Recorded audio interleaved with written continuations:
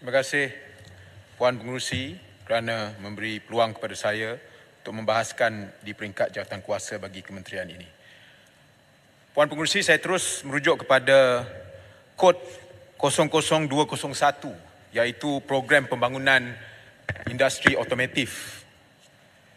Kita ambil maklum bahawa kerajaan kini sedang memberi penekanan kepada kenderaan elektrik ataupun EV dan ini dizahirkan dalam pelbagai bentuk termasuk pelepasan cukai, juga kepada galakan cukai bagi sewaan kenderaan elektrik dan sebagainya.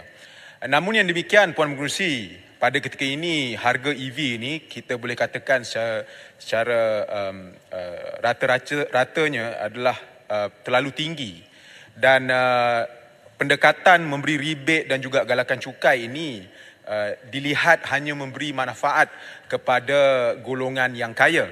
Jadi sehubungan dengan itu saya mempunyai dua soalan, iaitu pertama, apakah rancangan kerajaan untuk memperbanyakkan lagi EV mampu milik, dan kedua, apakah langkah kerajaan untuk membangunkan industri EV tempatan. Puan Pengerusi, saya seterusnya merujuk kepada kod 010. Bangi. Ya, saya. Sini. Terberau. Boleh minta pencerahan sedikit tentang poin Bangi tentang kemampuan untuk orang awam untuk memiliki EV yang sekarang nampaknya macam orang kata dengan izin rich man toys lah. Maka saya minta pencerahan daripada Menteri sama ada kementerian sedia dah untuk mengkaji semula polisi kerajaan dasar yang tidak membenarkan EV lebih 100,000 dijual di pasaran Malaysia sehingga hari ini. Terima kasih, Bang.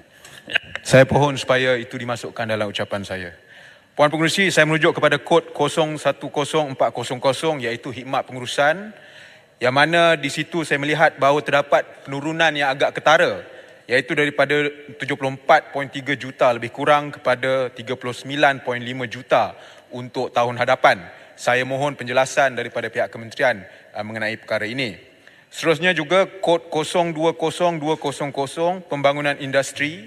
Saya juga melihat terdapatnya penurunan yang ketara juga daripada lebih kurang 16.2 juta kepada hanya 4.1 juta untuk tahun ini.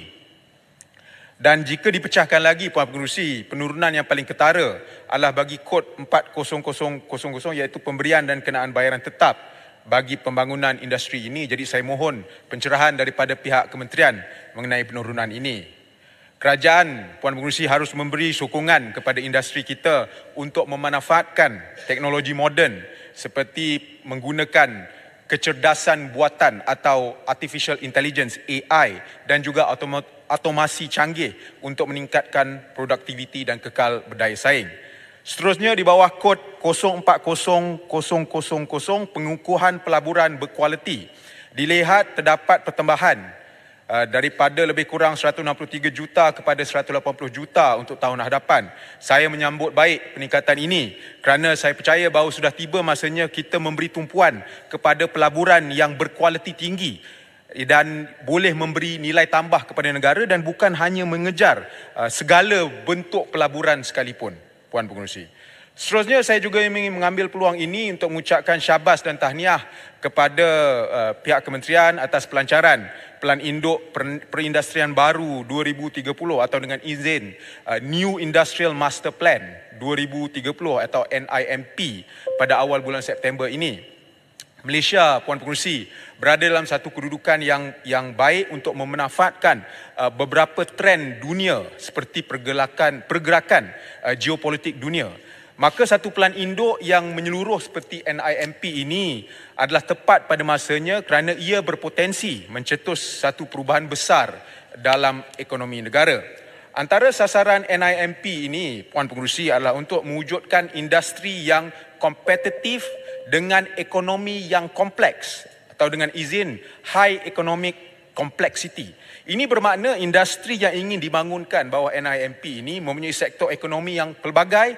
Contohnya ada bidang R&D, ada bidang pemasaran dan juga ada bidang perkhidmatan.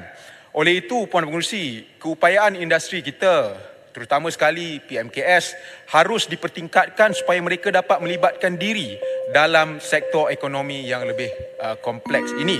Dan pada masa yang sama, Puan Pengerusi, dengan tumpuan kita pada industri berekonomi kompleks ini, peluang pekerjaan yang memerlukan kepakaran dan juga kemahiran yang tinggi dan khusus juga diperlukan, dan ini akan mewujudkan peluang pekerjaan ini. Dan pada saya, ini akan membawa impak yang positif kepada negara, termasuklah meningkatkan gaji pekerja dan mengurangkan kebergantungan kita kepada pekerja asing. Ini semua terangkum dalam NIMP 2030. Jadi saya sambut baik, Puan Pengerusi. Saya nak gulung sekarang. Saya sambut baik peruntukan pembangunan di bawah kod 0600, Pelan Induk Perindustrian Baru 2030. Cuma saya juga setuju dengan apa yang telah dibangkitkan oleh YB Paya Besar tadi, bahawa jumlah 200 juta untuk tahun hadapan ini daripada lebih kurang 8 bilion itu mungkin terlalu sedikit untuk kita mulakan satu anjakan paradigma dalam NIMP ini, dan mungkin kita perlu tingkatkan lagi jumlah yang diperuntukkan untuk NIMP itu.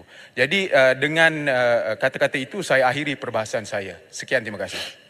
Terima kasih Yang Berhormat